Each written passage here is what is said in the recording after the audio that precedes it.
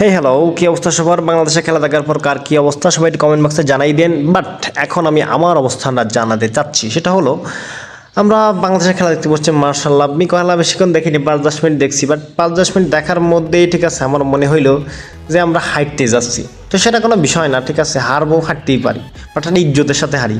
But এমনভাবে হাঁটতেছি যে উগান্ডার মানুষও ঠিক আছে এখন আমাদের মনে হচ্ছে যে প্লেয়ারদের মানে লাশ টাইনি বাড়িতে নিয়ে আসতেছে, ঠিক আছে, এক এক করে উইকেট পড়তেছে আর উগান্ডার লোককে আমাদের লাশ টাইনি আনতেছে। বাট এটা কোনো ব্যাপার না, ঠিক আছে, আমরা হারছি তাতে কি, আমাদের কোনো লজ্জা নাই, কোনো শরম নাই। লজ্জা শরম কাঁদতে থাকে মানুষ, পুরুষ মানুষ, লজ্জা শরম কেন থাকবে?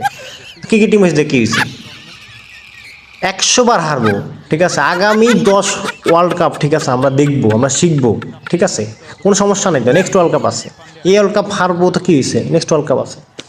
এটা আমাদের কমন ডাইলেক্ট, ঠিক আছে, আমরা বাঙালি হিসেবে এটার দিকে আমরা গর্বিত যে আমরা হেরেও